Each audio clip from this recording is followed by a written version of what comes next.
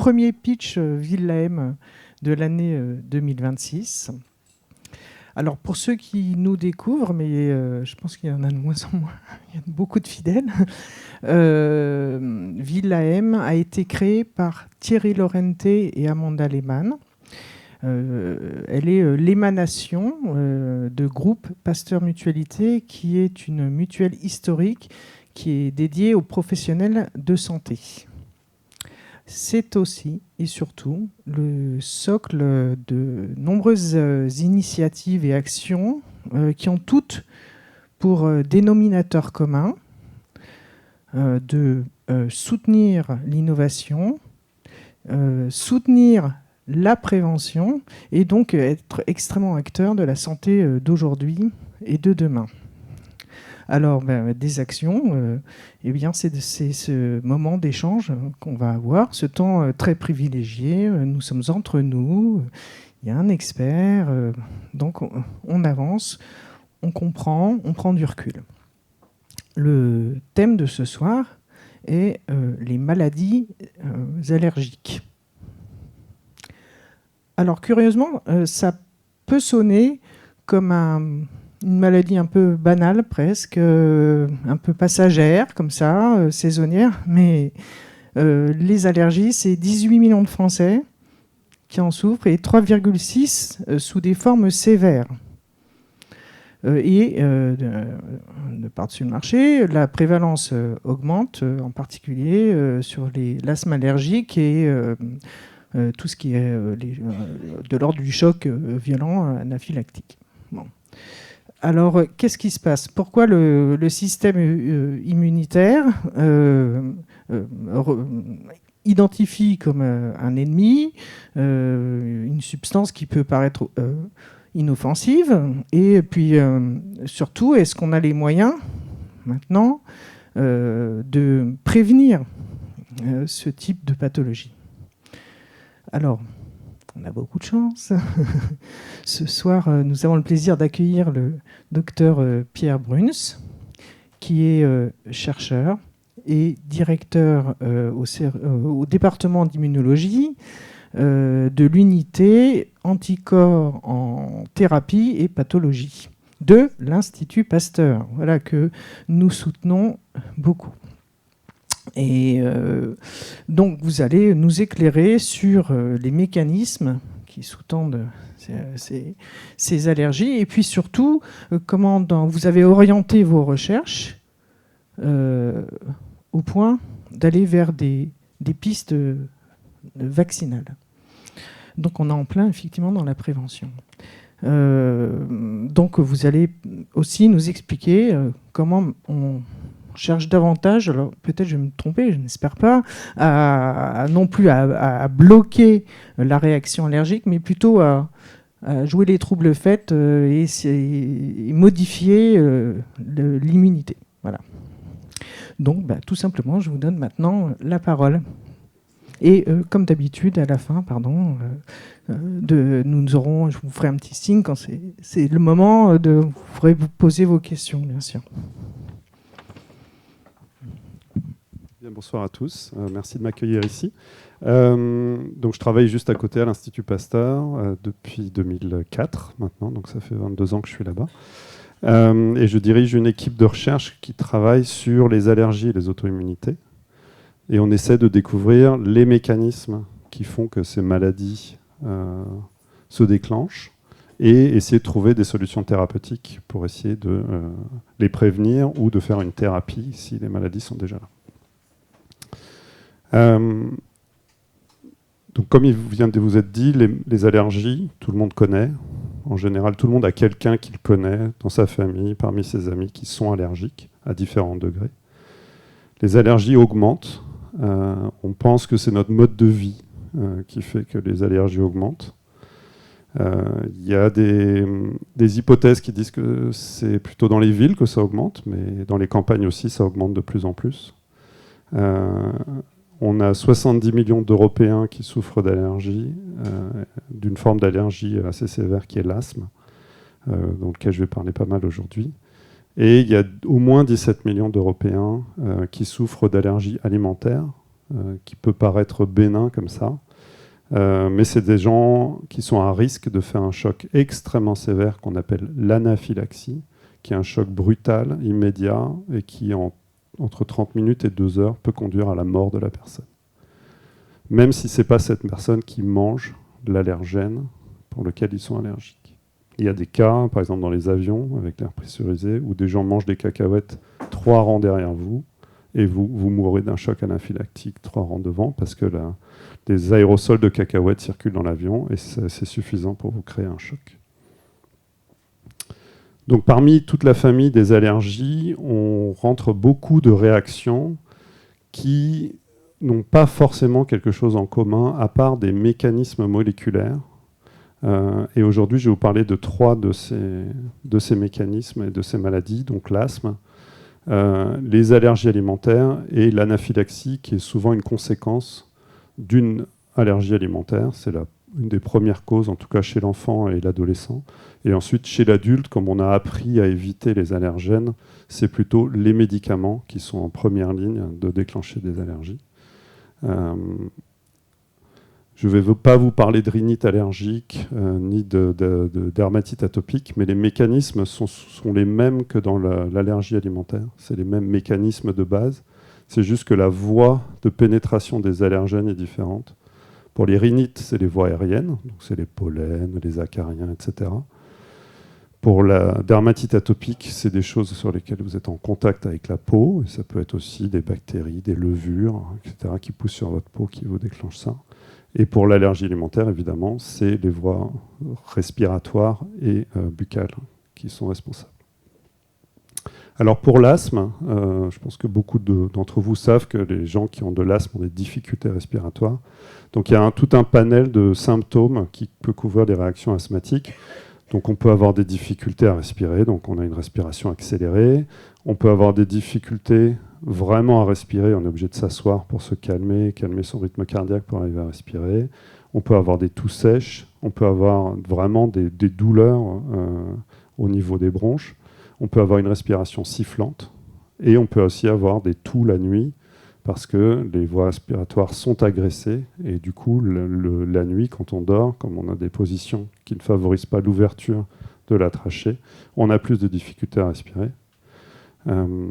Et en fait, tout ça, la cause de tout ça, c'est le fait que vos bronches, qui sont normalement des tubes très bien fabriqués avec plein de petites alvéoles pour recevoir l'air, sont en fait gonflés et des sécrétions de votre corps bouchent toutes les petites alvéoles qui ne vous permettent plus d'avoir suffisamment d'air pour respirer correctement. Et ça peut aller jusqu'à des points où vous êtes obligé d'avoir une hospitalisation avec une diminution de la fonction respiratoire.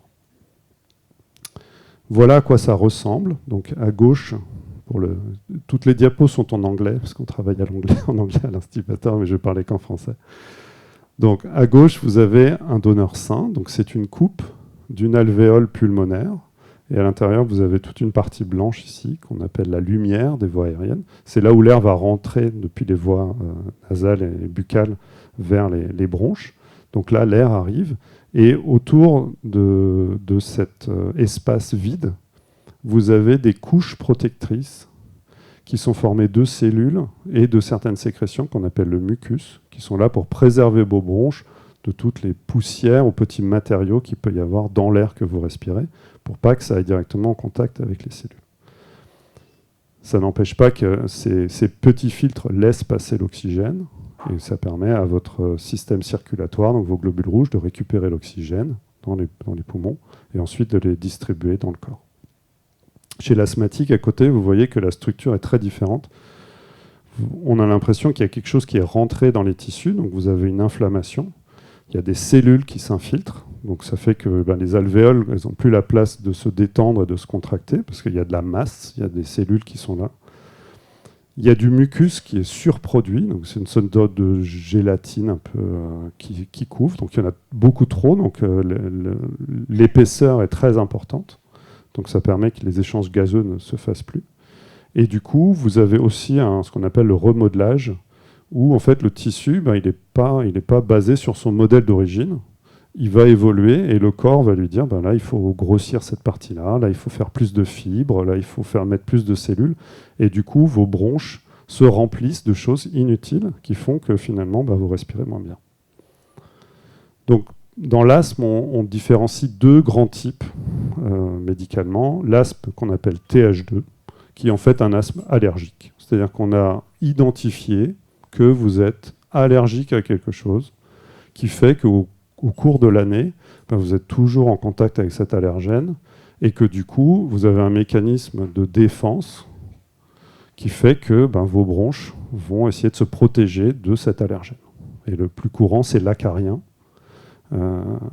Et ça va conduire à une inflammation chronique de votre système pulmonaire et qui va conduire à l'infiltration par des cellules spécialisées qui s'appellent les éosinophiles, qui font partie des globules blancs et qui sont très reliés aux réactions allergiques. Et quand ces éosinophiles arrivent dans des tissus, elles ont plein de petits médiateurs qu'elles peuvent libérer qui vont produire de l'inflammation. Donc elles vont dire à d'autres cellules de venir, donc ça va être encore pire, et elles vont dire au tissu local de réagir et de produire aussi des médiateurs pour dire « Oh là là, il y a de l'inflammation ici, faites quelque chose ». Et du coup, il y a encore plus de cellules qui rentrent et qui sécrètent. Donc c'est une sorte de cercle vicieux et ça s'enflamme.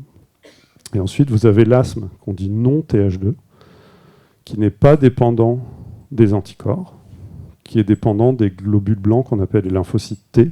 Donc vous avez sûrement entendu parler dans les cas d'atteinte du sida et du HIV, enfin du VIH en français, qui sont les cellules qui sont là pour patrouiller et venir tuer des cellules qui ne répondent plus aux critères pour rester vivantes.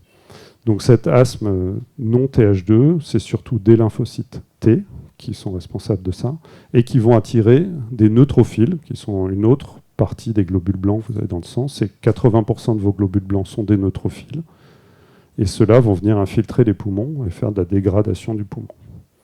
Donc vous avez ces deux grandes branches.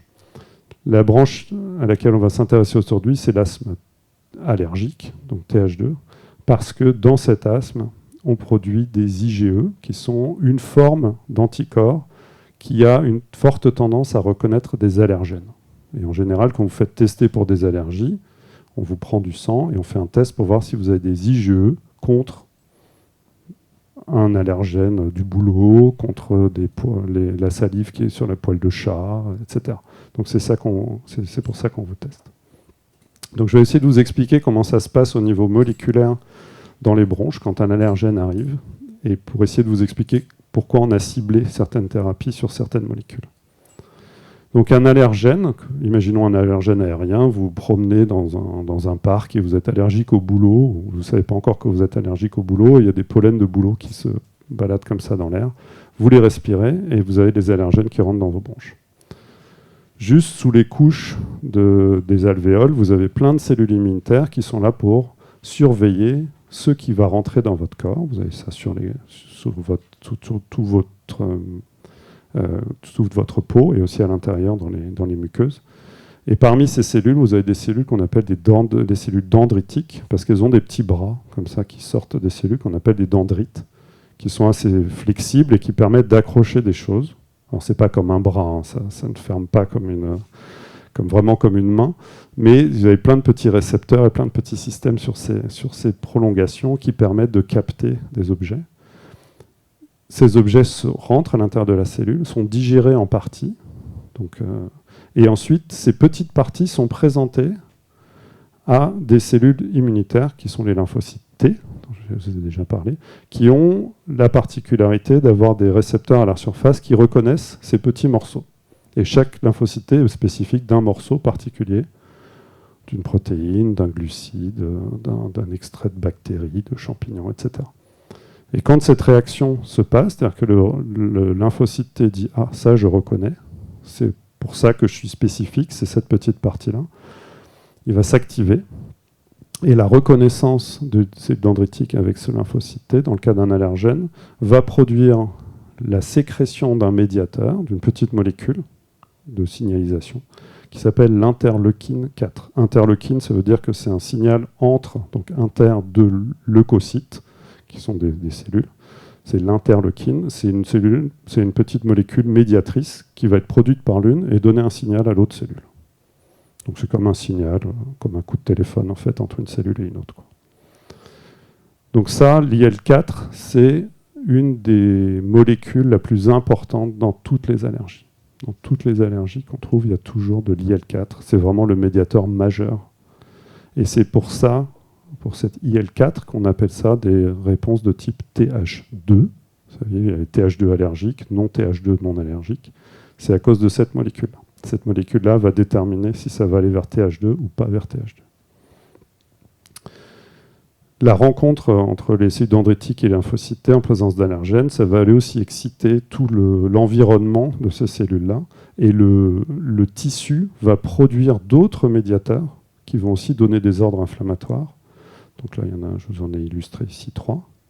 Et ça va participer au recrutement de nouvelles cellules qui vont venir du sang pour venir rentrer dans les bronches et venir augmenter le nombre de réactions qu'il peut y avoir avec la cellule dendritique, et vous allez avoir plein de cellules TH2 qui vont s'accumuler comme ça à l'intérieur, et les cellules TH2 activées vont se multiplier et vont proliférer. Et en retour d'être stimulées comme ça, elles vont elles-mêmes produire de l'IL4. Donc ça fait IL4 produite par les dendritiques, ensuite IL4 produite par les lymphocytes T. Donc ça commence à amplifier la réaction. Et en plus de ça, elles vont produire une autre molécule qui s'appelle l'IL13, qui a aussi un rôle très fort dans l'allergie, et qui vont toutes les deux permettre de recruter un autre type de globules blancs qui s'appelle les lymphocytes B, qui sont les lymphocytes qui sont responsables de la production d'anticorps. Des lymphocytes B dans votre corps, c'est celles qui produisent des anticorps. Il n'y a pas une autre cellule dans votre corps qui produit des anticorps. Tous les anticorps viennent des lymphocytes B. Les lymphocytes B, quand ils arrivent, ils sont naïfs, ils n'ont rien vu. Et le T lui dit « Ah ben regardez, moi j'ai reconnu ce petit bout-là. » Et si le lymphocyte B est aussi spécifique de cette structure, il va lui aussi s'activer, se multiplier. Et sous l'effet de l'IL4 et de l'IL13, au lieu de produire une réponse classique de type IgG, qui sont la majorité des anticorps que vous allez produire, que l'on teste en général quand vous faites vacciner, on va vous faire une prise de sang, on va aller tester si vous avez des IgG contre SARS-CoV-2, contre le virus de la grippe, etc. On teste que les IgG. Et là, parce que l'IL4 et l'IL13 sont là, on donne l'ordre au lymphocyte B de ne pas faire des IgG, mais de faire des IgE. Et c'est ça la cause des allergies. C'est juste ça. Toutes les allergies, c'est ça. C'est parce qu'on a des IgE qui sont produites qu'on va faire des allergies. Et une fois que cette lymphocyte B, on lui dit tu vas fabriquer des anticorps de type IgE, ben, il y a certains lymphocytes B qui vont les avoir en surface, qu'on appelle les lymphocytes B mémoire. Donc eux, ils vont patrouiller l'organisme dans l'attente de revoir cet allergène-là. Et quand ils revoient cet allergène-là au prochain contact que vous avez avec l'allergène, ils vont devenir fous, ils vont se multiplier comme des dingues, et ils vont faire une réaction fulminante en produisant plein d'IgE, d'IgE. Et ça, c'est le rôle de la fin de la différenciation de tous ces lymphocytes B. C'est ce qu'on appelle le plasmocyte ou le plasmablast. C'est-à-dire que la cellule grossit et en fait, elle devient une usine à fabriquer des anticorps. Donc elle se dérègle, elle commence à se manger elle-même. Donc elle mange des structures à l'intérieur d'elle-même pour être capable de produire le maximum de protéines possibles. Parce que les IgE, ce sont des protéines. Et du coup, ça produit jusqu'à ce que ça meure. Et du coup, vous vous retrouvez avec plein d'IgE circulantes dans votre corps qui sont prêtes à aller se fixer à des cellules qui reconnaissent les IgE pour les armer. Donc elles ont des IgE en surface au cas où il y a un allergène qui revienne dans votre corps. Donc ça, c'est ce qu'on appelle la partie du challenge ou de la réexposition. Donc là, vous êtes déjà dans un cas où quelques mois ou quelques semaines auparavant, vous avez rencontré un allergène. On ne sait pas pourquoi vous avez réagi, donc vos lymphocytes T ont réagi. Il y a des IgE qui ont été produites. Et maintenant, vous vous retrouvez dans un cas où vous n'êtes pas encore allergique, vous n'avez jamais fait de réaction, mais vous avez des IgE. Et ces IgE vont se fixer sur les deux cellules majeures de l'allergie, qui sont les mastocytes dans la peau et les basophiles dans le sang. Les mastocytes, c'est celles qui vont faire des réactions et des plaques rouges sur le corps. Les basophiles, c'est celles qui vont conduire à du relargage d'histamine en grand nombre. et faire des réactions où vous allez vous sentir mal, vous allez perdre de la tension artérielle, vous allez avoir des problèmes digestifs, etc., si vous faites une allergie assez forte. Et donc ces deux cellules sont remplies de petits sacs qu'on appelle des granules. Et quand les IgE à la surface reconnaissent un allergène, comme ici, donc vous avez les IgE qui sont en bleu, l'allergène en marron, ça va stimuler la cellule et elle va relarguer tous ces petits sacs qu'on appelle des granules. Et à l'intérieur de ces granules, vous avez plein de petites molécules très très puissantes, dont l'histamine, qui vont venir envahir votre système et dire à toutes les cellules qui ont des récepteurs à l'histamine, attention, alerte, faites quelque chose. Et du coup, vous avez une inflammation générale, plein de médiateurs qui sont relargués, et ça vous crée une réaction, soit locale s'il n'y a pas eu beaucoup d'allergènes, soit systémique, c'est-à-dire le corps entier, s'il y a eu beaucoup d'allergènes qui est rentré, qui va conduire à des phénomènes assez graves d'allergie. Donc, ça, c'est la phase qu'on appelle immédiate. Et après, une fois que la première vague d'inquiétude a passé dans votre corps, il y a une deuxième phase qui se met en place, où là, toutes ces cellules immunitaires qui ont été activées par le fait qu'il y a de l'allergène, qu'il y a plein de médiateurs qui sont relargués, vont être dans un état, disons, stressé, où elles vont continuer à produire de l'IL-4, de l'IL-13, mais aussi de l'IL-5, qui est le messager qui va attirer les éosinophiles dans un tissu. Et si la réaction se passe dans les bronches, les éosinophiles vont rentrer dans les bronches, et du coup, ça va vous faire une inflammation à éosinophile, qui est caractéristique de l'asthme. Donc, au centre de toutes ces réactions, vous avez plein de cellules qui interagissent ou produisent de l'IL-13 et de l'IL-4. Et ces deux médiateurs sont responsables de l'augmentation en nombre de cellules qu'on appelle des cellules caliciformes, qui sont dans l'épithélium des bronches, donc à l'intérieur des alvéoles des bronches, vous avez un épithélium, donc une couche de cellules, dans lesquelles les cellules caliciformes produisent du mucus pour protéger cette surface. L'IL-13, ça va conduire à la multiplication de ces cellules, et du coup, vous allez produire de plus en plus de mucus, et du coup, vous allez boucher vos bronches, finalement, avec une sorte de résidu un peu collant, qui va limiter le contact que vous avez avec l'air. L'IL-13 et l'IL-4 vont aussi conduire à la multiplication d'autres cellules qui vont boucher les bronches. Donc vous avez les fibroblastes et les cellules musculaires lisses. Et vous avez aussi l'activation avec ces cytokines de macrophages, qui sont des cellules qui sont là pour manger d'autres cellules, et attirer des éosinophiles. Et finalement, comme je vous disais tout à l'heure, l'IL-4 et l'IL-13, ça va aussi aider les lymphocytes B à changer de programme de production d'anticorps, et au lieu de faire des IgG, vont faire des IgE. Donc pour traiter l'asthme, il n'y a pas vraiment de traitement radical pour l'asthme. Pour l'instant, on traite surtout les symptômes. Donc on donne des corticostéroïdes pour diminuer l'inflammation. Et on donne des bêta-agonistes dans les inhalateurs que vous connaissez, comme la ventoline, qui vont en fait aider les cellules des bronches à se relaxer et à dilater vos alvéoles dans les bronches. Donc en fait, c'est vraiment un procédé mécanistique où on va aider les bronches à mieux fonctionner alors qu'elles sont toutes embourbées de cellules et de mucus. Donc c'est symptomatique, ça n'a pas d'effet à long terme, ça vous aide, mais pas plus que ça. Il y a quand même eu des avancées notoires dans les 15 dernières années, avec 3 anticorps monoclonaux qui ont été développés et qui ont été validés pour être utilisés dans l'asthme. Donc le premier, c'est omalizumab. Ils ont toujours des noms très compliqués, on ne sait pas trop pourquoi. L'omalizumab, c'est un anticorps qui est capable de capturer les IgE. Donc en fait, ça va vous faire diminuer votre quantité d'IgE, donc ça va vous faire diminuer votre capacité à réagir à la présence d'un allergène. Et ça marche dans les asthmes modérés à sévères, surtout quand il n'y a pas beaucoup d'IgE. Ça ne peut pas être donné à quelqu'un qui a beaucoup d'IgE pour des raisons de sécurité. Parce qu'en fait, ça déclenche des chocs anaphylactiques. Donc ça va jusqu'à un certain niveau et après, on n'en donne plus. Ensuite, vous avez le dupilumab, qui est un peu plus récent, qui, lui, va fixer le récepteur à l'IL-4. Donc l'IL-4, comme l'IL-13, ont des récepteurs. Et en fait, l'IL-4 et l'IL-13 ont un récepteur qui est fabriqué par 2 chaînes.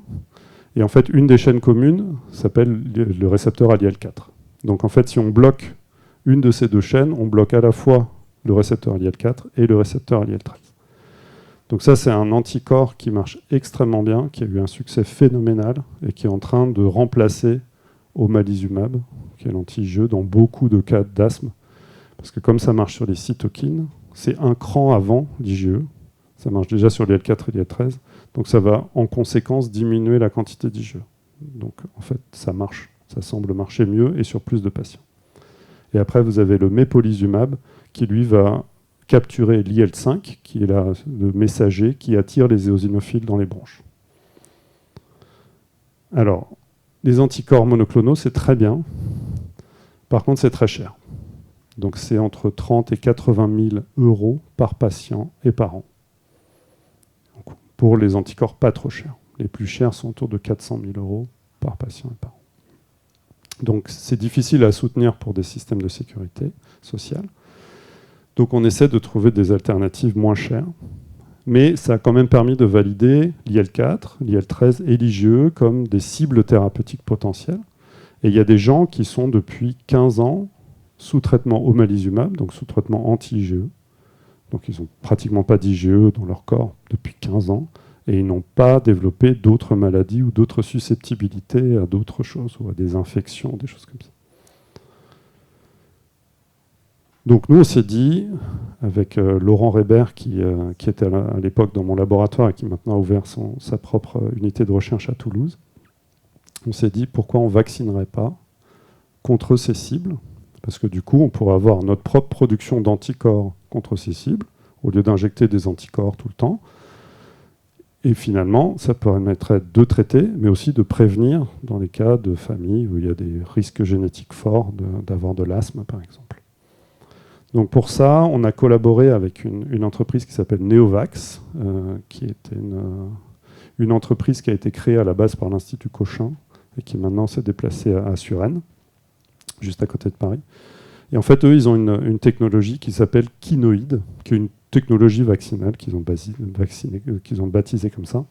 Et en fait, il s'agit de prendre une molécule très très immunogène, c'est-à-dire une molécule d'une bactérie, par exemple. Si vous injectez ça à une personne, elle va faire une réaction d'anticorps très très forte contre cette protéine, parce que ce n'est pas une protéine du soi, c'est une protéine du bactérie. Donc le système immunitaire est fait pour ça, pour agir très fort. Et en fait, l'idée, c'est de greffer des molécules du soi, donc nos molécules, comme l'IL-4, l'IL-13 ou l'IgE, à cette molécule très immunogène, pour essayer de détourner un système de protection de notre système immunitaire, qui s'appelle la tolérance, pour éviter qu'on fasse des anticorps contre nous-mêmes.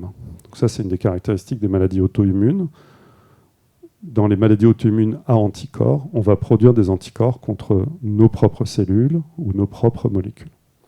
Donc là, l'idée, c'est de détourner ce système de tolérance pour essayer de leurrer le système immunitaire en disant « Ouh là là, il y a quelque chose de vraiment dangereux » et de coller dessus une de nos molécules pour que, en même temps que le système immunitaire fasse une réaction contre cette molécule bactérienne, elle fasse aussi une réaction plus faible, mais contre la molécule du soi.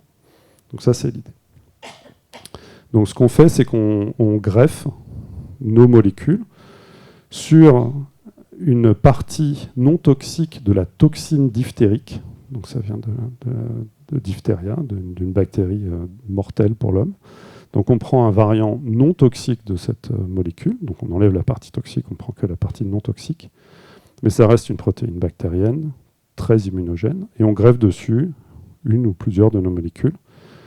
Et ça forme ce qu'on appelle un coïnoïde. Ensuite, on injecte ça dans le corps et on espère avoir une réponse anticorps à la fois contre la toxine diphtérique, mais aussi contre les molécules du soi. Donc je vais vous présenter ça en deux parties. La première partie, c'est contre l'IL-4 et l'IL-13 pour l'asthme allergique. Et la deuxième partie, ça sera pour les IgE. Donc on a greffé de l'IL-4 humaine ou de l'IL-13 humaine, qui sont les deux cytokines les plus importantes dans l'allergie, à cette partie de la toxine diphtérique qu'on appelle la CRIM 197. Donc ça fait 197 acides aminés de long, donc c'est une protéine. On l'a greffé de façon chimique et ensuite on a injecté ça à des souris pour voir si elles étaient capables de faire des anticorps contre l'IL4 et l'IL13 et de voir après dans des modèles d'asthme si c'était capable de protéger contre l'asthme. Donc pour ça, on a dû se tourner vers des collaborateurs, l'Université de Caroline du Nord, qui avaient par hasard fait exactement la souris dont on avait besoin, qui était modifiée pour porter 3 gènes humains. Donc le gène qui code l'IL4, le gène qui code l'IL13 et le gène qui code le récepteur qui est commun entre le récepteur à l'IL4 et le récepteur à l'IL13. Donc c'était absolument parfait. Et ce n'était pas du tout pour ça qu'ils avaient fait ce modèle. Ils avaient fait pour tester des anticorps monoclonaux. Donc on a pu récupérer cette souris. Et donc chez Neovax, ils ont fait les modifications chimiques de nos protéines. Donc l'IL4, ils lui ont greffé une petite molécule. La CRIM, ils lui ont greffé une petite molécule. Et ces 2 petites molécules, en fait, réagissent l'une à l'autre. Et ça fait comme une sorte de clé de serrure. Et ils peuvent s'attacher l'une à l'autre. Donc ça vous fait qu'au final, vous avez la molécule verte, qui est la molécule bactérienne, qui est greffée par des petites molécules chimiques, ça c'est tout petit, à notre molécule d'intérêt, donc l'IL4 ici et l'IL13 en dessous en bleu. Donc ce qu'on a fait déjà, c'est qu'on a immunisé nos souris qui expriment l'IL4 humaine, qui expriment l'IL13 humaine et qui expriment le récepteur à l'IL4 et l'IL13 avec ces vaccins, parce que comme elles ont elles-mêmes l'IL4 humaine et l'IL13 humaine, normalement elles ne devraient pas pouvoir être immunisées contre l'IL4 et l'IL13 humaine, puisqu'elles l'ont déjà en elles. Donc c'est comme si c'était les leurs. Donc normalement elles sont protégées de cette vaccination, et normalement le système immunitaire ne devrait pas tolérer qu'on immunise contre l'IL4 et l'IL13 humaine. Et en fait, ça marche. Donc si on utilise juste la protéine bactérienne, ici en noir, vous voyez qu'on est à 0.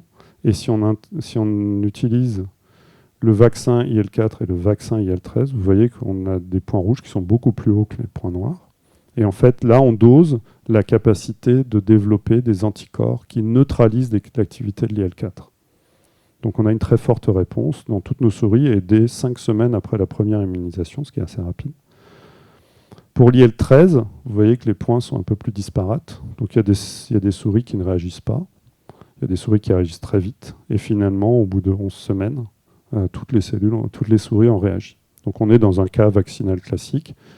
On a une réponse qui met un certain temps à se mettre en place. Mais une fois que c'est en place, ça devrait pouvoir marcher.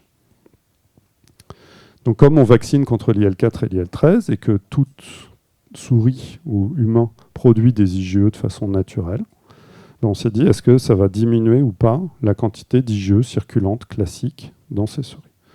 Vous voyez qu'en bas à gauche, on regarde les IgE circulantes donc dans le sang, on prend du sang et on teste sur le sang la quantité d'IgE. Dans les souris qui sont immunisées juste contre la protéine bactérienne, on a un certain niveau. Et on diminue ce niveau quand on vaccine avec l'IL4 et l'IL13. Donc on a un effet non seulement sur l'IL4 et l'IL13, on a des anticorps qui peuvent les neutraliser, mais en répercussion, on diminue aussi la quantité d'IgE. Et ça se montre aussi en regardant les cellules. Donc on a pris des basophiles de ces souris dans leur sang, et on a pris des mastocytes dans leur péritoine, qui est une sorte de poche qui maintient tous vos organes dans votre ventre. Donc on peut aspirer des cellules depuis cette poche.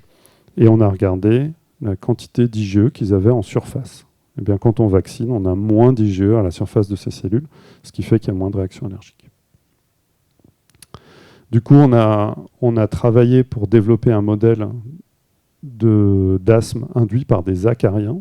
Donc c'est le modèle le plus simple et le plus classique. Donc on peut acheter de l'extrait d'acariens.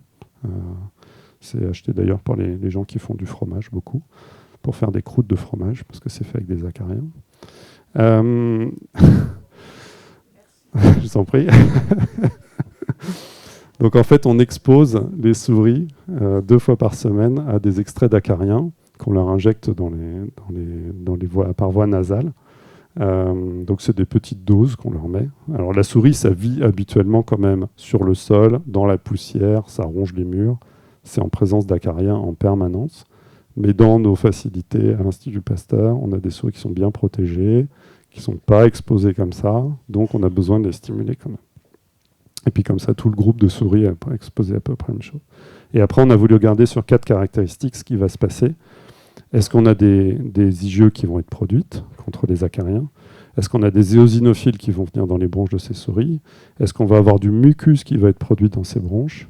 Et est-ce que l'élasticité des bronches va être diminuée ou pas en présence de ce modèle d'asthme? Et donc on a fait un modèle prophylactique, c'est-à-dire qu'on traite les souris avec nos vaccins avant de leur induire de l'asthme. Donc on traite pendant à peu près 50 jours les souris en injectant 4 fois le vaccin. Et après, on vient avec notre modèle d'asthme qui est assez fort.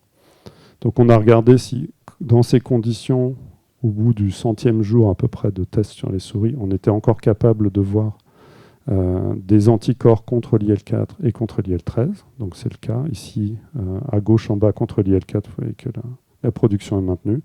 Pour l'IL-13 aussi. Et on a aussi des anticorps, évidemment, contre la protéine bactérienne, contre la crème.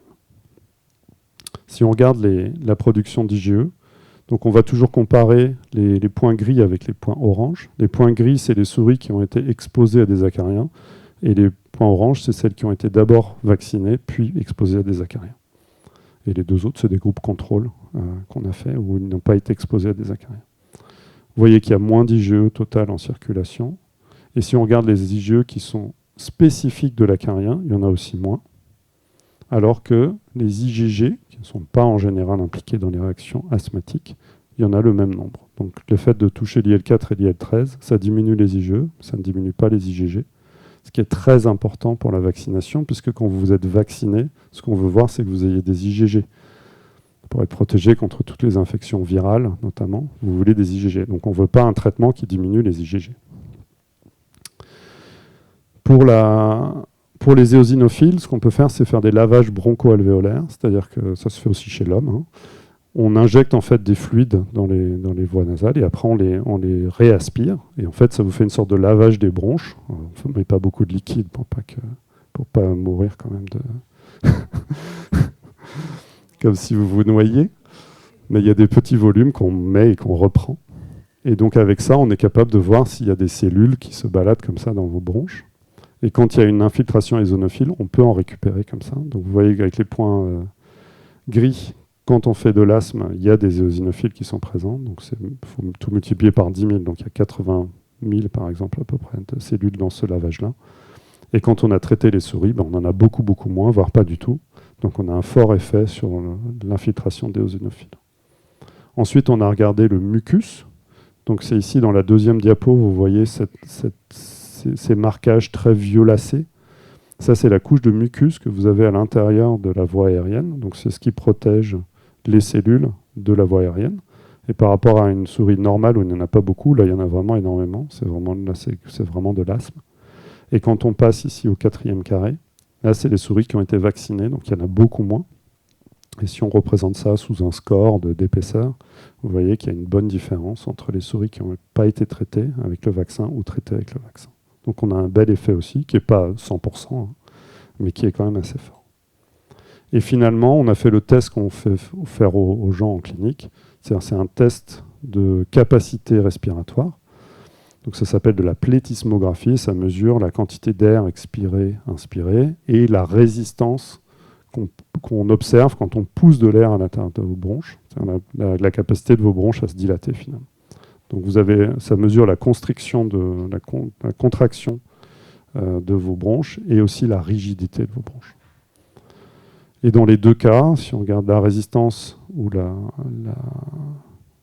l'élastance, qui est la capacité à se dilater, vous voyez qu'entre les points gris et les trains orange, on a fait un vrai gain et on revient pratiquement au niveau du contrôle, qui est le point blanc, dans les deux cas. Donc pour cette partie-là, on avait l'IL-4 et l'IL-13 qui sont les médiateurs majeurs des chocs, des réactions allergiques et principalement dans l'asthme, qui concourent au recrutement d'éosinophiles, au problème d'élasticité des bronches, à la production d'IgE et à la production de mucus. Et finalement, quand on vaccine, on fait des anticorps contre l'IL-4, des anticorps contre l'IL-13, et ça diminue tous ces critères et tous ces symptômes. Donc à ce moment-là, on a fait un brevet qu'on a passé avec l'Institut Pasteur et l'INSERM, qui a été pris sous licence exclusive par Neovax pour développer un vrai vaccin clinique et aller chez le patient. Et on a publié ça dans deux publications scientifiques. Pour l'IgE, ça va être plus rapide parce que c'est à peu près les mêmes principes. Donc l'IgE, vous vous souvenez, c'est un type d'anticorps qui est peu abondant, mais qui va aller se fixer de façon très prolongée sur deux types cellulaires principaux chez l'homme, qui sont les mastocytes dans la peau et les basophiles dans le sang. Et donc ces cellules sont déjà armées avec des IgE à la surface qui sont capables de reconnaître les allergènes immédiatement. Et pour des gens qui sont allergiques, il suffit de toucher le bout de la langue avec, par exemple, c'est allergique à la cacahuète.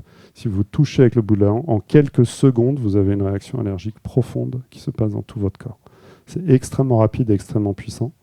C'est pour ça que c'est aussi dangereux. Donc ce qui se passe dans ces cas-là, dans les réactions d'anaphylaxie, qui est la forme exacerbée des allergies, c'est que plein d'organes vont réagir en même temps. Vous avez la peau qui va enfler et commencer à gratter parce que les mastocytes qui sont dans la peau libèrent plein de granules qui sont assez irritants. Donc vous allez commencer à vous gratter. Vous avez les bronches qui vont commencer à dysfonctionner. Vous avez votre système digestif qui va dysfonctionner aussi. Vous allez avoir des nausées, des diarrhées, des maux de ventre assez terribles. Et ensuite, vous avez le symptôme, un des plus graves avec le problème respiratoire, c'est que votre cœur va commencer à dysfonctionner aussi. Vous allez avoir une fuite de liquide du sang vers les tissus, c'est-à-dire qu'il va y avoir moins de volume sanguin, donc le sang ne va plus être pompé par votre cœur parce qu'il y a moins de pression, donc il n'y a plus de liquide à pomper, donc le sang n'arrive plus à circuler. Vous faites un malaise et vous pouvez faire un arrêt cardiaque. Donc, en pratique clinique, on a des solutions pour éviter la mort. Donc, si le patient est pris suffisamment à temps, on peut en général éviter la mort dans les cas d'allergie sévère, mais parfois, même à l'hôpital, même avec tous les traitements modernes qu'on a aujourd'hui, on ne peut pas éviter la mort du patient. Ça arrive encore parfois. Donc, les traitements pour l'anaphylaxie sont aussi symptomatiques aujourd'hui. Vous avez les antihistamines qui sont donnés. On ne sait pas si ça marche, mais la communauté médicale mondiale a décidé qu'on en donnait quand même, parce que ça va quand même bloquer tout le système de signalisation par l'histamine. Et comme on ne sait pas bloquer grand-chose d'autre, c'est déjà ça. Mais il n'y a pas d'évidence que quand on donne les histamines, en fait, il y a une vraie conséquence sur la gravité du choc ou la mortalité du choc. Le seul médicament, c'est l'adrénaline, qui lui va avoir les effets inverses du choc anaphylactique, c'est-à-dire qu'au lieu de contracter les bronches, ça va dilater les bronches, ça va augmenter votre pression sanguine au lieu de la diminuer, et ça va augmenter votre rythme cardiaque au lieu de le diminuer. Donc l'adrénaline, ça contre tous les effets mécaniques du choc anaphylactique. Ça marche relativement bien. Après, c'est une question de dose. Si vous avez eu trop d'allergènes, surtout dans les cas des allergies médicamenteuses, où on va vous injecter un médicament contre lequel vous êtes allergique. Vous avez une énorme dose qui circule en vous. On n'est pas forcément capable de bloquer tous les symptômes et ça peut finalement conduire à la mort quand même.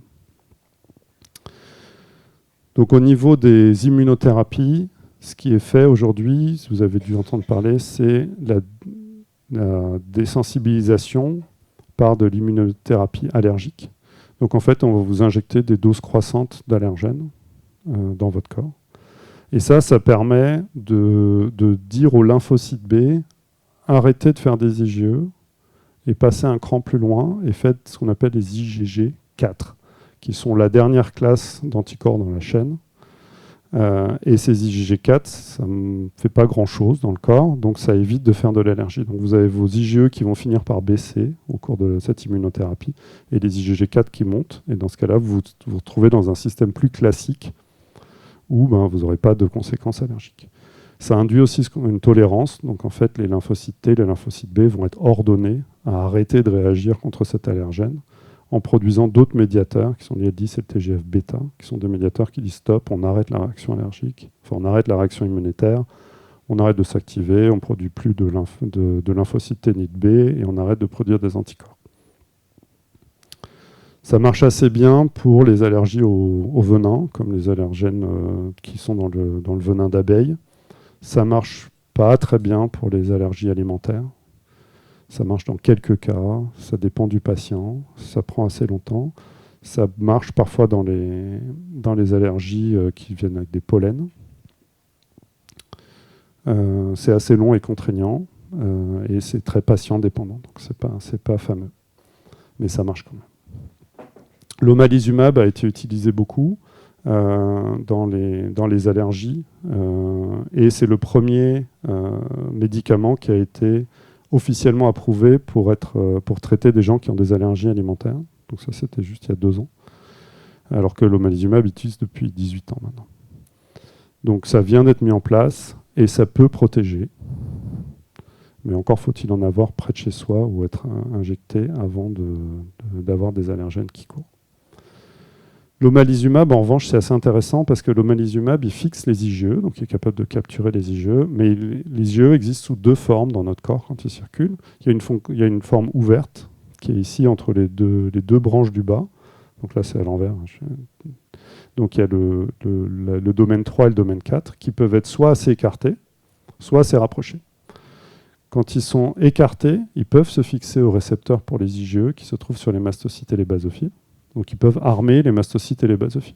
Quand la forme est fermée, ils peuvent plus se fixer, ils circulent, mais ils n'arrivent plus à se fixer sur les cellules, donc les IgE ne servent plus à rien. Et l'omalizumab, ce qu'il fait, c'est qu'il bloque les IgE dans la forme fermée. Donc même s'il ne les élimine pas tout de suite, ces IgE ne peuvent plus se fermer sur le récepteur, se fixer sur le récepteur. Donc Laurent Reber, qui est un directeur de recherche à l'INSERM, maintenant à Toulouse, a eu l'idée de se dire, et si on bloquait l'IgE dans cette forme fermée et qu'on utilisait cette forme fermée pour faire un vaccin, comme ça on pourrait faire des anticorps qui ressemblent à l'omalizumab, donc on pourrait immuniser des allergiques pour qu'ils fassent leur propre omalizumab en gros, et du coup ils seraient protégés sans qu'on ait besoin de les injecter toutes les 2 semaines avec cet anticorps thérapeutique. Donc on a collaboré avec Maria Bakovic, qui est une structuraliste à l'Institut Pasteur, qui connaît très bien la structure des protéines, pour faire cette protéine. On a utilisé une mutation dans l'IgE qui permet de faire un pont supplémentaire entre la partie 3 et la partie 4. Et du coup, ça coince l'IgE dans cette forme fermée. Et du coup, on a fait la même chose qu'on a fait avec les IL-4 et IL-13. On l'a mis sur la CRIM 197, sur la forme bactérienne, et après on est allé chercher un modèle de souris pour faire les tests. Donc on a une forme qui est mutée maintenant, donc c'est plus l'IgE d'origine, c'est juste un petit bout de l'IgE qui a ce pont spécial qu'on a greffé avec nos petites molécules chimiques pour faire un kinoïde. Et ensuite, on a développé une souris qui produit des IgE humaines et qui a des récepteurs pour les IgE humaines à l'Institut Pasteur. C'était la première souris qui produit des IgE qui a été décrite. Donc on a pris ces souris, on les a immunisées avec notre kinoïde pour voir si on arrivait à produire des anticorps contre les IgE. Et c'est ce qu'on a obtenu. Donc toujours en rouge les souris immunisées, en noir les souris non immunisées avec le kinoïde. Donc on a des IgE. On a aussi des anticorps contre la CRIM, comme toujours. Et on est capable de neutraliser les IgE avec des tests de neutralisation. Et quand on regarde les souris et leur taux d'IgE circulante, les souris non immunisées, elles ont une certaine quantité qui est exprimée ici en milligrammes, en nanogrammes, donc ça fait 1 microgramme d'IgE. Donc c'est 1 million de fois moins qu'un gramme, donc ça fait pas beaucoup d'IgE en circulation. Et ça tombe à 0 quand on a immunisé. Le problème de ça, c'est que les IgE, c'est déjà présent dans votre corps. Si on vous vaccine, vous avez déjà des IgE et qu'on fait des anticorps contre ces IgE, qu'est-ce qui empêcherait ces anticorps d'aller agripper 2 IgE qui sont déjà sur des mastocytes et des basophiles et aller activer ces mastocytes et ces basophiles. Donc on s'est dit, est-ce que c'est dangereux de faire ça pour la souris? Et chez la souris, quand il y a un choc anaphylactique, la souris, ce qu'elle fait, c'est qu'elle va perdre de la température. Donc elle fait une hypothermie. Donc ça peut descendre jusqu'à moins 12 degrés de température centrale. Donc on passe de 38 degrés, 38 à 39, c'est la température d'une souris, à 27. Un homme à moins 5, moins 6, il est déjà mort. Une souris, ça peut résister. C'est un système vasculaire assez différent, ça a de la fourrure, donc ça peut résister plus fort. Donc là, on a regardé si ça perdait de la température, et en fait, après vaccination, ça ne perd pas de température. Après première, deuxième ou quatrième semaine, après première, deuxième et troisième immunisation contre les IgE.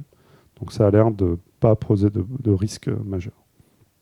Et après, on s'est dit, si on immunise ces souris et qu'après, on vient lui faire un choc anaphylactique sévère, est-ce qu'elles vont être protégées ou pas? Donc, c'est ce qu'on a fait. On a immunisé nos souris contre les IgE. On a attendu. Et ensuite, quelques semaines après, on est venu leur injecter une IgE qui reconnaît une petite molécule qui s'appelle le nitrophénil, petite astuce de laboratoire. Et après, le lendemain, on est venu injecter souris avec une dose massive d'albumine recouverte de nitrophénil. Donc ça mime un allergène très puissant, mais au moins, ce n'est pas dangereux pour nous dans le laboratoire. Donc quand on injecte juste l'IgE, il ne se passe rien. Et quand le lendemain, on revient avec l'allergène, on a un choc ici qui fait 3 degrés à peu près de température centrale, avec déjà des morts à 20 minutes. Il y a une partie des souris qui sont mortes. Mais les souris qui ont été immunisées sont totalement résistantes. Pas de mort et pas de perte de température. Donc tout ça, c'est très bien, mais combien de temps ça dure? Parce qu'on ne veut pas immuniser des joues tout le temps. Donc on s'est dit, on va immuniser les souris pendant 4 semaines. On va attendre 1 an. Et après, on va regarder ce qui se passe. Et au bout d'1 an, ici à 52 semaines, on a toujours des anticorps anti-IgE. Et si on leur refait un choc allergique massif après 1 an, vous voyez que les souris qui n'ont pas été immunisées font un beau choc anaphylactique et les souris qui ont été immunisées n'en font toujours pas. Donc 1 an après la vaccination, enfin un peu moins 48 semaines après la vaccination, toujours pas de choc. Donc, on se retrouve dans une situation où maintenant on a 2 types de vaccins possibles. On peut vacciner contre les L4 et L13 ou vacciner contre les IgE. On arrive à outrepasser la tolérance et à produire des anticorps contre ces cibles. Donc, est-ce qu'il vaut mieux vacciner ou utiliser des anticorps monoclonaux? Les anticorps monoclonaux, on les connaît, ils sont relativement sûrs. Dans notre cas, comme on a pris des exemples où il y avait déjà des anticorps monoclonaux qui ciblaient certaines cibles, on a pris les mêmes cibles, donc les cibles sont connues. Les stratégies sont différentes. Le nombre d'injections est très différent. Dupilumab, c'est toutes les 2 semaines, toute la vie. Les kinoïdes, ça serait quelques injections pour démarrer, et après, ça sera un rappel, peut-être tous les ans ou tous les 2 ans.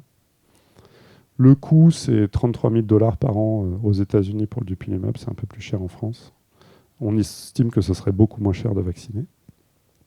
On n'a pas encore les calculs pour ça, évidemment. Et le gros avantage, c'est qu'il y a un effet à long terme avec la vaccination et que du coup, vous êtes protégé aussi contre d'autres allergies et pas seulement l'allergie pour laquelle vous faites traiter. Le risque, c'est évidemment quand on fait une réaction immunitaire contre des protéines du soi, c'est qu'on développe peut-être à long terme des réactions auto-immunes. Là, on apprend à votre système immunitaire à faire des anticorps contre soi-même. Donc, il peut y avoir un risque. Donc, pour ça, il faut faire un suivi assez fin des premiers patients pour savoir s'il va y avoir une réponse contre d'autres protéines du soi, d'autres cibles, si ça peut conduire à des maladies. Alors, ça a déjà été fait, ce genre de vaccination. Les kinoïdes est déjà utilisé chez des patients qui ont du lupus, qui est une maladie auto-immune, en ciblant un autre médiateur qui s'appelle l'interféron alpha. Il n'y a pas eu d'effet secondaire, il y a eu des anticorps neutralisants à long terme, et il n'y a pas eu de risque majeur, il n'y a pas eu d'auto-immunité déclarée non plus. Ça a aussi été fait contre l'IL-1β et l'angiotensine, qui sont 2 autres cibles, et il n'y a pas non plus eu d'effet secondaire. Donc ça a l'air relativement safe, mais on ne sait jamais, une autre cible, ça peut toujours faire autre chose. L'autre question, c'est comment on peut faire pour l'arrêter si jamais il y a quelque chose qui se passe mal. Pour les anticorps monoclonaux, c'est facile, on arrête de les injecter et quelques semaines après, il n'y a plus d'anticorps monoclonal qui est dans votre circulation, donc ça s'arrête tout seul. Pour les kinoïdes, c'est plus compliqué parce que vous avez créé des lymphocytes T et des lymphocytes B spécifiques contre l'IgE, l'IL4 ou l'IL13 et ils ne vont pas mourir comme ça et il faut s'en débarrasser. Mais il y a quand même des solutions, puisque en clinique, on utilise des anticorps monoclonaux pour se débarrasser de ce type de cellules. Pour les lymphocytes B, on peut les tuer avec le rituximab. Et pour les cellules qui produisent anticorps, on peut les tuer avec du daratumumab, qui est un autre anticorps monoclonal, ou du bortezomib, qui est une petite molécule qui bloque la production d'anticorps. Donc ce n'est pas non plus désespéré. On a quand même aujourd'hui un arsenal thérapeutique qui permet de stopper une réaction en cours si jamais on l'a déclenchée et quelque chose se passe mal. Donc pour finir, en perspective, donc on est depuis 2021 avec Laurent Reber à Toulouse en train de regarder d'autres formes de désordres allergiques. Donc, il regarde notamment des modèles d'allergie alimentaire, et puis on discute de faire de la dermatite atopique. Il est prévu par Neovax de faire de la toxicologie chez le singe, puisque c'est un passage obligé pour tout médicament cette année. Et on espère rentrer en phase clinique en 2027 ou 2028 avec ces composés. Voilà, et je voudrais finir en remerciant les différentes équipes qui entrent avec nous. Neovax pour l'idée originale des quinoïdes, Laurent Reber pour tout le projet qu'il a fait autour des IL4, IL13 et de l'IgE. Et puis les deux étudiantes, Eva Condé-Garcia, qui maintenant est aux États-Unis dans une entreprise pharmaceutique, et Emma Lamana, qui est encore à Pasteur pour l'instant, qui ont fait tout ce travail. Je vous remercie pour votre attention. Je pense que Louis Pasteur est fier de vous. Ça continue d'avancer. Avez-vous des questions? C'est un exposé assez pointu. Oui. Alors, j'aime bien faire des exposés assez pointus parce que je trouve que c'est important de donner le vrai message et de ne pas essayer de déguiser ça trop fort. N'hésitez pas à poser des questions. Oui. Oui, bonjour. Une vaccination plutôt que des anticorps monoclonaux injectés toutes les 2 semaines, c'est effectivement une avancée, mais j'imagine que vous n'êtes pas les seuls au monde à travailler sur cette piste. Qui est le plus avancé? Combien il y a d'équipes au monde qui développent les mêmes choses, ou est-ce qu'il y a des équipes qui développent des alternatives au MAB complètement différentes de la vôtre? Alors, il y a eu, pour la vaccination contre les IgE, il y a déjà eu des tentatives qui ont été faites, mais pas avec des morceaux de protéines, mais avec des peptides, qui est une petite fraction d'une protéine et qui est plutôt un morceau assez linéaire. Une protéine, ça a tendance à se structurer en volume et à présenter des faces particulières au système immunitaire. Donc il y a l'entreprise Roche et Genentech aux États-Unis qui ont essayé de faire un vaccin thérapeutique contre les IgE.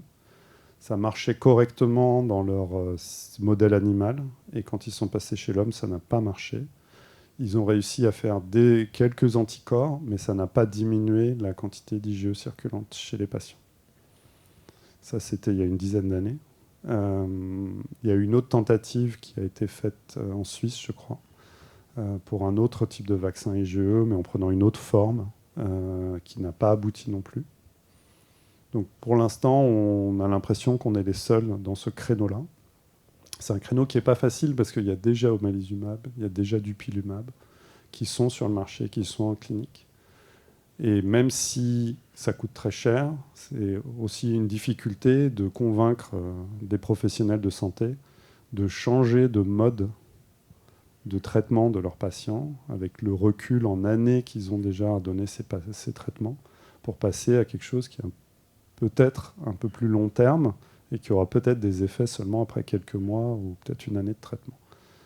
Donc ça, c'est la chose qui peut être une difficulté. L'autre chose, c'est de savoir si on va réussir à produire des lots de vaccins qui vont être homogènes, qui vont permettre de donner chez tout le monde le même type de réaction, ou s'il va y avoir des variations entre les patients. Ce qui est moins le cas souvent avec des anticorps monoclonaux où on injecte une dose très forte et du coup on submerge un peu le système avec des anticorps monoclonaux. Voilà. Mais pour l'instant, il n'y a pas on n'est pas au courant d'avoir des compétiteurs là-dessus. Après, il se peut que des gens fassent des vaccins ARN équivalents et qui se lancent là-dessus. On a essayé de protéger ça dans les demandes de brevets, mais on ne sait pas s'il y a des choses en cours. Félicitations, je m'appelle Madina et Stéphane. J'ai travaillé pas mal d'années dans l'équipe de vaccinologie chez Pfizer. Et donc, c'est très original, le voie de développement, et ça fait un plaisir qu'il y ait un vaccin chez nous, en fait, contre une telle maladie. Ma question, ça sera plutôt, vous la visez comme le vaccin pour les adultes ou pour les enfants? Alors, de ce qu'on a compris de nos amis chez Neovax, ça sera chez l'adulte en premier, parce qu'on ne développe pas un vaccin en premier chez l'enfant. Ça ne se fait pas. Et après, pour trouver... Et après, c'est une question de dose. Et puis, c'est un peu comme le vaccin pour le coronavirus. On a commencé par les adultes, et puis on allait chez les adolescents, puis les enfants, en voyant avec des groupes comment était la réaction. Le système immunitaire a quand même besoin de se mettre en place. c'est pas évident d'aller vacciner des enfants trop jeunes, donc des nouveau-nés par exemple. Je pense qu'on n'irait pas chercher, même dans par exemple une famille génétiquement atteinte d'asthme sévère familial, on n'irait pas aller vacciner des nouveau-nés avant qu'il y ait vraiment des formes qui se développent ou des symptômes. La réaction qu'on voit en tout cas dans les modèles animaux, c'est très difficile de vacciner des animaux sous un certain âge. Donc il faut attendre que le système immunitaire mature suffisamment pour que les réactions se passent correctement. C'était ma deuxième question. Quel avait l'âge des souris en fait? Là, on est entre 10 et 12 semaines, ce qui représente des adolescents au niveau de la population humaine, même si les souris à 5-6 semaines sont fertiles. Au niveau de leur développement immunitaire, c'est un peu plus tardif. L'âge adulte est entre 15 et 20 semaines, je dirais, peut-être plus tôt. En termes de timeline, vous comptez combien de temps avant Pour les vaccinations? Non, avant d'arriver au marché. Moi, je fais de la recherche académique. J'ai suivi des développements de molécules thérapeutiques type anticorps qui mettent entre 8 et 12 ans. Sous le Covid et la pression Covid, on a eu des anticorps qui sont arrivés sur le marché en 1 an, en clinique en 1 an, avec Regeneron qui a mis ses premiers anticorps très rapidement, mais parce qu'il y avait une pression politique. On a tendance à aller un petit peu plus vite maintenant parce que l'avantage de ces modèles qui sont humanisés, donc on a des souris qui portent des gènes humains, ça peut éviter de faire le même travail chez des primates non humains. Donc ça peut éviter aussi de faire 1 à 3 années de recherche chez les primates non humains pour valider ça auprès des instances légales, comme la FDA ou l'IMA, pour les autorisations de faire des essais cliniques. Donc on arrive quand même dans un moment de la science où on peut arriver plus vite parce qu'on a plus de modèles et plus de facilité à arriver très rapidement à des solutions chez l'animal qui a été génétiquement modifié pour être plus proche de l'homme. Mais bon, c'est entre le développement, la stabilité des produits, les tests de toxicité, etc., c'est minimum 8 ans. Bonsoir, merci beaucoup. Vous avez dit au tout début de la présentation que les allergies en fait, augmentent à cause de nos modes de vie. Et je voulais savoir si vous avez déjà quelques pistes en fait, de pourquoi ça et pourquoi le lien entre le mode de vie actuel et l'augmentation des allergies.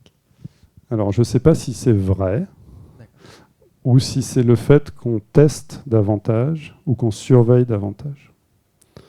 Un des grands exemples dans l'allergie, ça a été la chute du mur entre l'Allemagne de l'Est et l'Allemagne de l'Ouest, où avant la chute du mur, il y avait 6 à 7% d'allergiques en Allemagne de l'Est. Après la chute du mur, il y en avait 35%.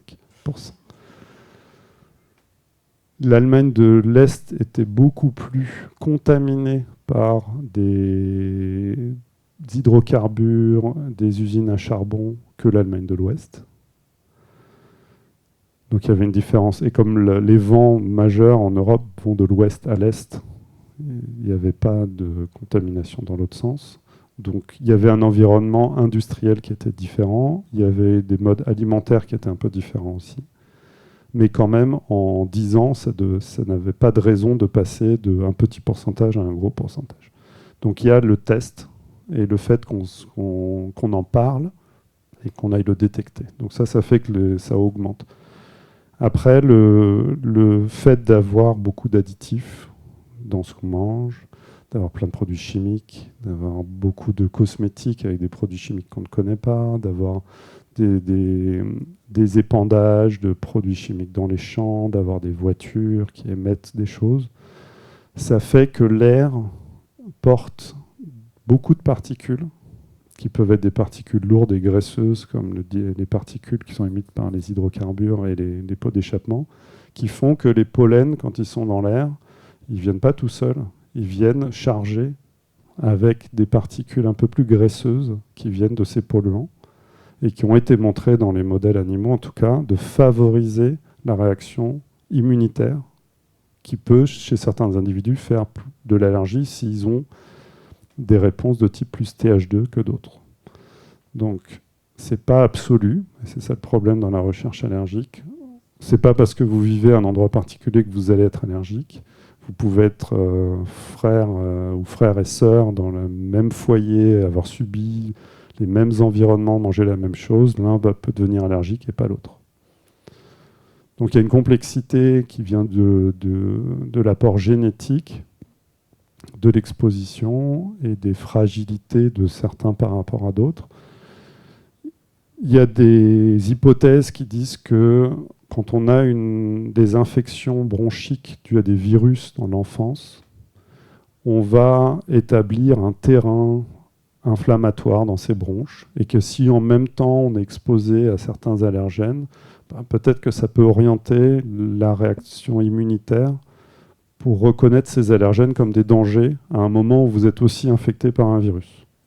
Donc il y a eu des hypothèses comme ça. Il y a eu la grande hypothèse qu'on appelle hygiéniste, c'est-à-dire que des gens qui sont constamment exposés à des bactéries, des virus, etc., quand vous êtes dans un environnement peu médicalisé, donc surtout dans des pays avec peu de développement médicaux, vous allez habituer votre corps à réagir fortement à des choses, et ça peut vous protéger contre des allergies.